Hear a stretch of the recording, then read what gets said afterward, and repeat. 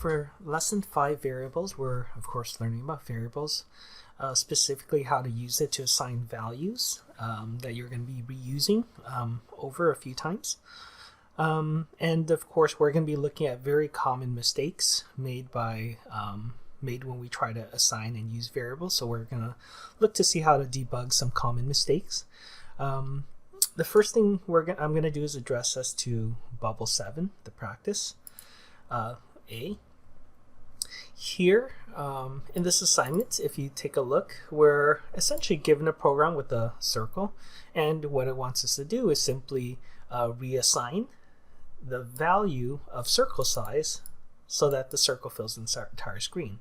So I think they have this as the first practice problem because it simply shows that we only have to make one change, and the point of us using variables is instead of having to change it multiple times. Of course, this is a very simplified version. We simply have to just change one variable or one value instead of, again, renaming the same values and changing them over and over again. So for the circle size, we just have to make it big enough to fill the entire screen. So I'm just going to choose a really large number. I'll try 1000. I'm going to reset and run it. And since it fills the entire screen, it looks like we're good.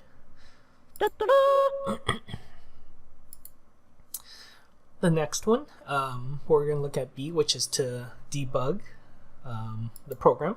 So I'm going to go and click on it. And for this one, something is wrong with the program. I can't create the image. Can we fix it? So let's click Run here. And it gives us this error. We can't figure out what X is. Perhaps he meant the string X with quotes. But essentially, it looks like in line 5, and you could kind of see the red, I guess, marker here. This is where the bug is. They can't discern what X is. They can't figure out what X is. So, we're taking a look and we notice that the variable X is assigned right here. So it looks like X should be 50, right? So if we weren't exactly sure what's going on, here we have the help and tips just as a reminder. We could look at how to name the variables. That's going to bring us back to the to a page that goes over some rules. But on this one, it actually has some of the tips for us. So I'm going to click here, and we're going to take a look at some of the rules for variables. Variable names can't have spaces. Variable names can't start with a number. Capitalization and spelling of names must be exactly the same. Okay, well, there's no spaces in X. It's not a number. So, it must be one of these two. So I'm taking a look. Variable X equals 50. I know it's not a spelling mistake, so this is a capitalization mistake. This is a lowercase x.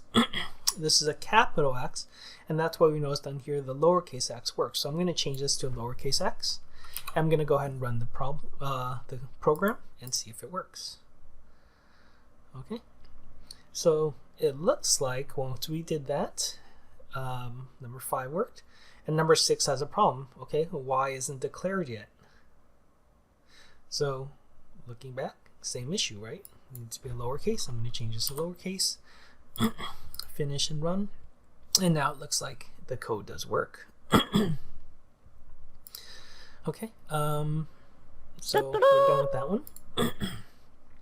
Let's look at the next one. Unused variable, debug unused variable. Okay, so in the code below, variables are created, but none of them are being used. Can you find spots where they can be used? So if I run this program, I'm going to notice the program works. However, it seems that the variables aren't being used. So how can we go ahead and use it? So we have the variables, ear size, eye size, center. So what I'm doing is I'm going to take a look. Okay, this is just the color. Everything is brown. As far as these codes, sorry. So the ellipse at 130, 115. So I'll go to the right 130 around here and down 115, so around here. So it looks like this circle, right? This is the 130, 115 on line 6, this one right here. It looks like that is going to be the ear of the bear. So let's take a look at the variables. Okay, well, ear size is 80, eye size 115, center is 200. okay, well, ear size 80. So instead of typing 80, 80, I'll use ear size. Same with this next one, ear size. Okay, and same with this circle as well, ear size, ear size. Okay, so the ear sizes, again, the code doesn't change. It's just now that we're using the variables, so that all the variables are being used. Let's see, so the other ones, center, doesn't look like it's being used. Okay, so we're going to take a look at the code, and the center, it's going to be the center, or actually let's take a look at it. Ellipse 200, 195, so go to the right 200, down 195, 195. So the center of this is right here, okay, which means it's going to be this larger circle. Okay, so same thing, variable center, we're going to use this 200. So I'm going to use center for this, and center for this, okay. So now those are all, or the code is now being used there. All right, next one, let's see, eye size. Okay, well the eye is right here. I'm gonna look at it a different way. So let's, if we look at the coordinates, it's roughly 165, 175.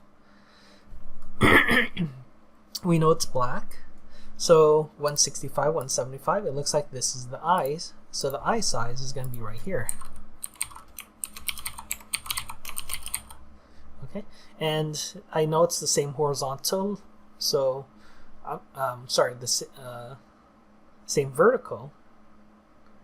Okay, or same y, but different x, so different x. So I noticed that the other eye is right here. Okay, and we could run it and look there. Okay, so